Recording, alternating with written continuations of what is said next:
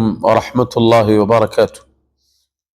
حمدا لله وصلاة وسلاما على مصطفى ومن والاه في البدء ومنتهى. أما بعد، إخوة الأكارم, tumerudi tena katika mada yetu na mazungumzo yetu kuhusu awamilu izdiyadi rizq, sababu zinazopelekea kuzidi riziki na kubarikiwa mtu katika maisha yake. Sababu ya pili miongoni mwa asbab za ziyadati rizqi al-istighfar, ni kuleta istighfari kwa wingi. Ma huwa al-istighfar? Istighfari maana yake ni nini?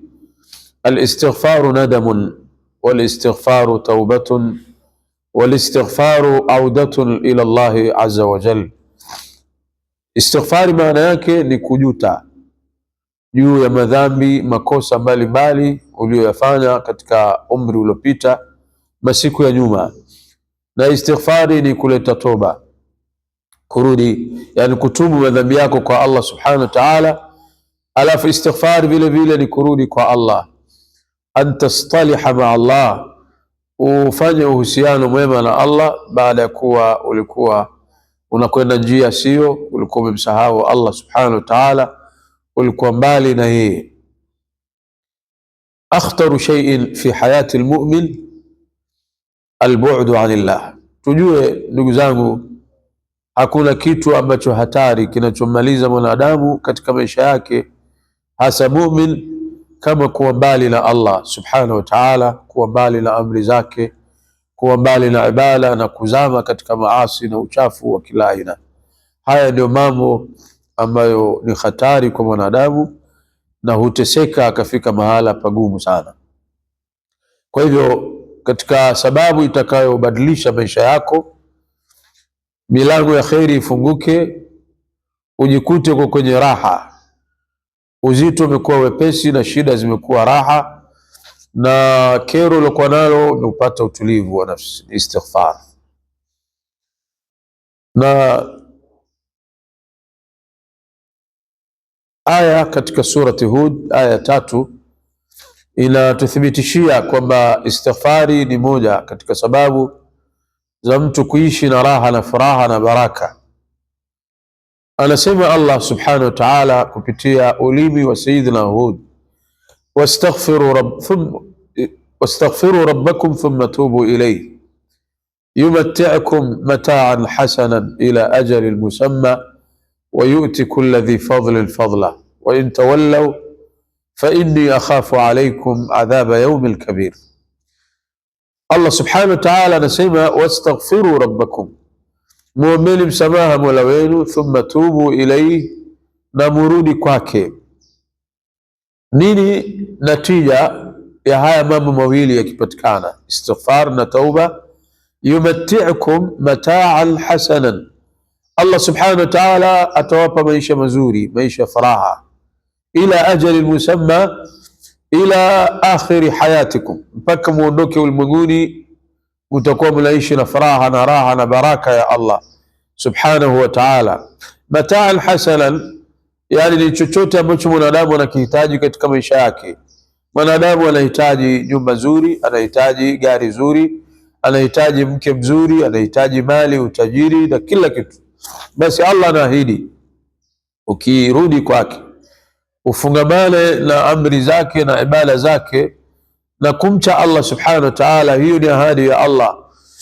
Inna Allah la yukhlifu wa'da.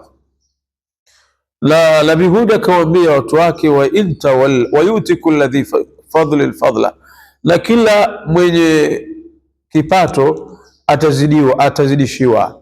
Yani ikiwa tayari uko kwenye maisha ya raha, uko na msimamo wa Allah, basi Mwenyezi Mungu anazidi kukufungulia na kuzidia iman.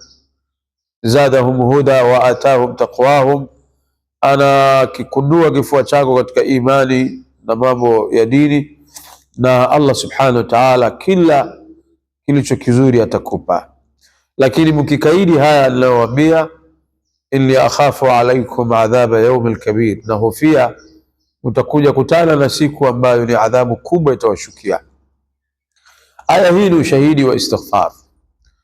Kadhalika tukirudi kwa hadithi za Mtume sallallahu alaihi wasallam, Mtume anatuambia, hadithi hii iko katika Mustadrak ya Imam al-Hakim, man lazima al-istighfara, atakayedumu na istighfar, ja'ala Allahu lahu min kulli dhiqin makhraja, Mwenyezi Mungu humjalia kila dhiki aliyonayo itamuondokea, wa min kulli hammin faraja, na kila makero ataona faraja, wa razaqahu min haythu la yahtasib, na Allah subhanahu wa ta'ala atamruzuku kwa njia ambayo hakuidhania.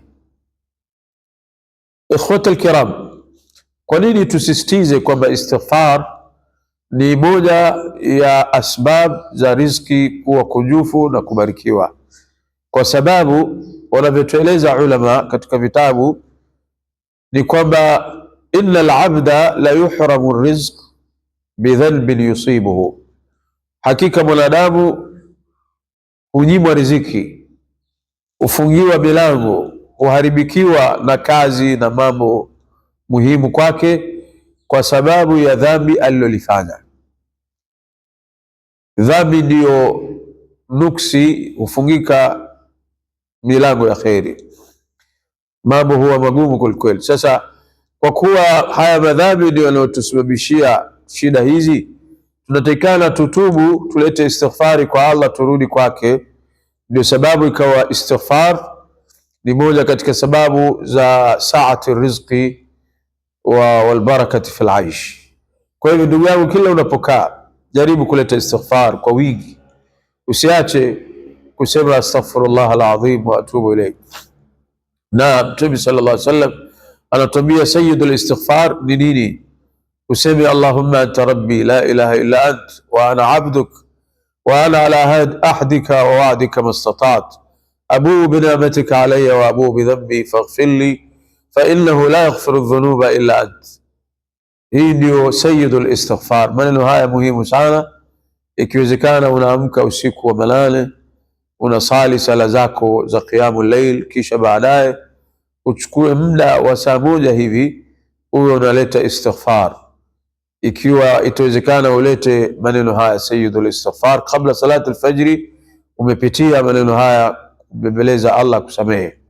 Kanu qalilan min al-layli ma yahja'un wa bil ashari hum yastaghfirun, wacha Mungu wanalala muda kidogo na usiku wa manane wanaleta istighfar, wanaomba msamaha kwa Allah subhanahu wa ta'ala. Tutayazungumza mengine yaliyobaki katika jalsa nyingine. Wassalamu alaikum wa rahmatullahi wa barakatuh.